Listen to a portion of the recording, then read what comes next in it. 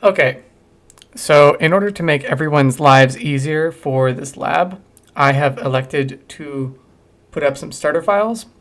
Under the Lab Res section of eCampus, you'll find a Lab 3 folder, and there is a starter file zip. You're going to download that onto either the desktop and then drag it over into here, or just directly from using a browser. Now, again, I've added Chrome, so if you're happier with that, go for it.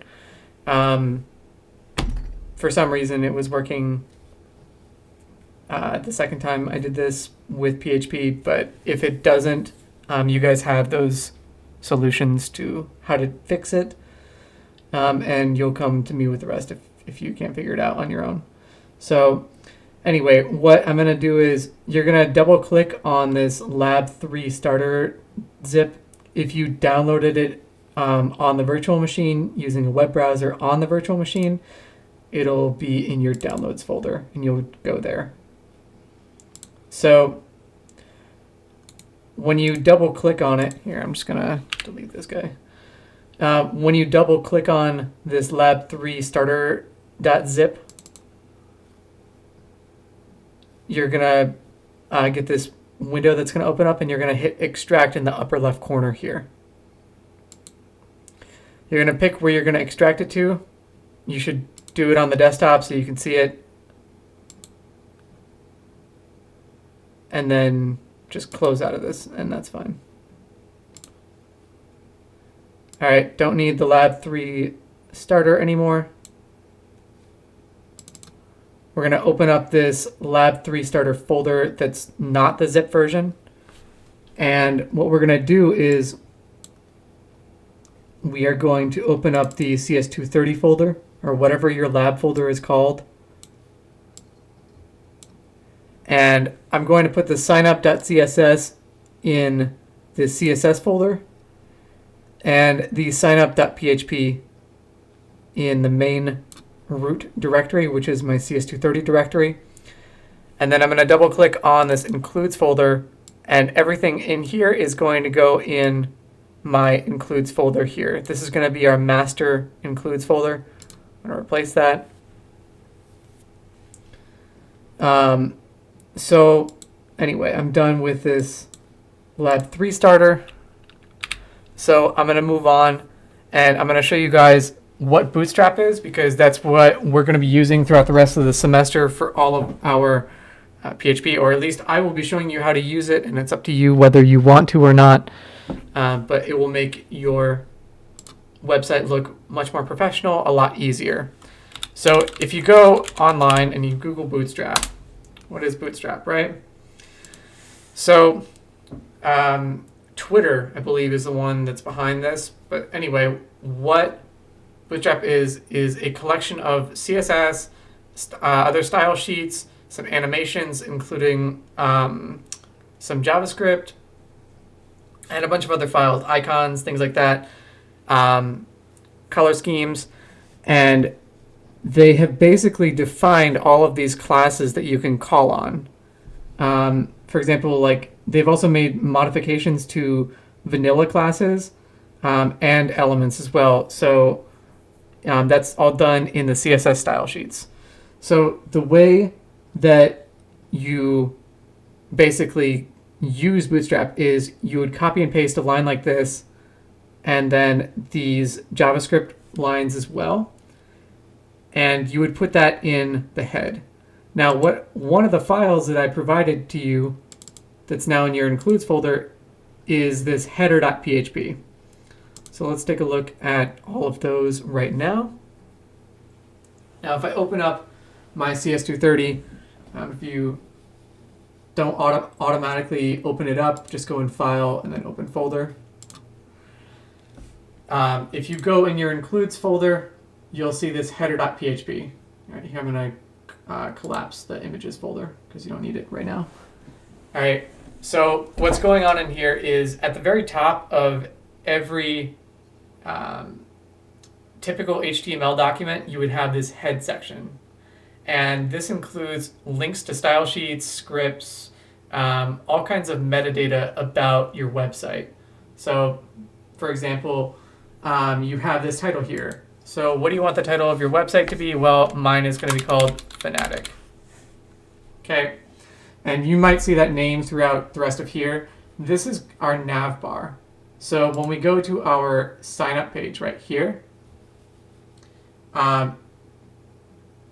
you should have the very, very basics going on of a sign up page. You have this main section, and then this new section right up top here that has an opening and closing PHP tag. And sandwiched between there is this require statement. And what that is effectively an import statement for PHP. And what it's saying is when you render this page browser, when you render this page Chrome, you're going to absolutely grab this header file first. You're going to put it in there. You're going to put all the contents of it, you're going to dump it in here. So, for example, when I reload this, lo and behold, there is a nice, neat little header that has Fanatic right there. As you can see, this is where the title comes in, where I put in title up in the head section of the header.php file. You have a drop down. All of this stuff was defined using Bootstrap. And we're going to be using this throughout the semester. You can alter the way this looks, and we'll be making changes to it as we build out our website. And when you click on stuff, there will actually be links. There's no login.html in here, so don't worry about that. We'll change it when we get a login page. But anyway, there's a bunch of really amazing content in here. Let's see, where is it? There's lots of examples. For one case is there's a sign-in page right here that this is based on, that the project this week is based on. And what you could do is you could go right-click and you could view the page source, and you could see all of this stuff right here. And you could, for example, copy, make sure that you get all of the form, including that less than sign that opens up that form section. You would copy it,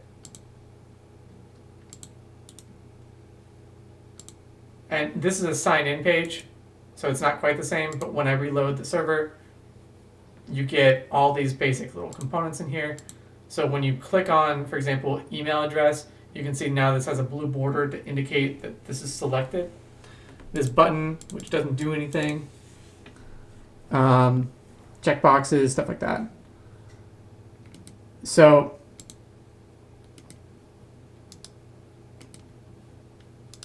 what we're going to do is we're just going to go back, and if we look at the documentation,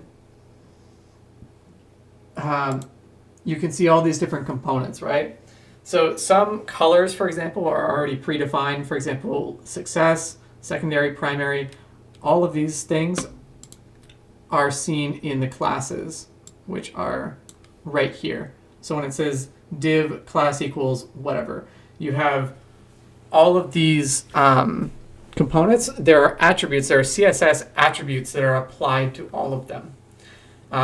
Anything that you see that has danger on it is going to have a red tint or background of some kind. We will start out with the buttons this week, and we'll also have some input fields. So as you can see, there's all kinds of nice different little buttons that you can incorporate. So anyway, when you see the header, when you see some of this stuff, don't be too intimidated.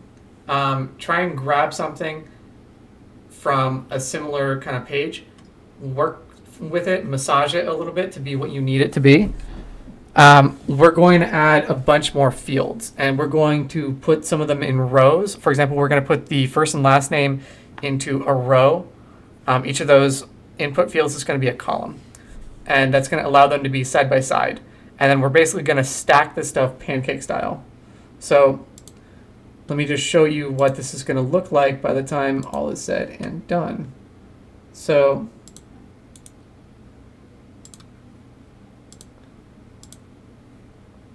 open this up.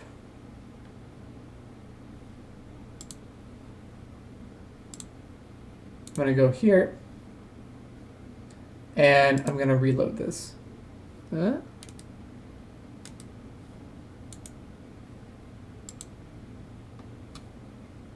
I got a cache going on. That's fine.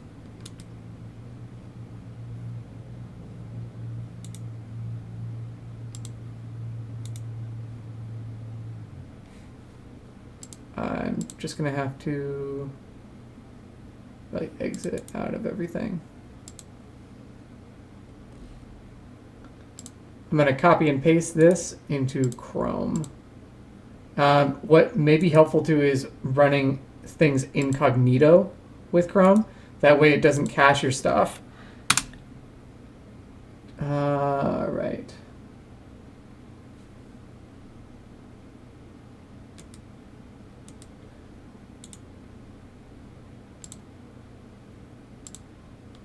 I'm going to close out of Visual Studio and then I'll reopen this.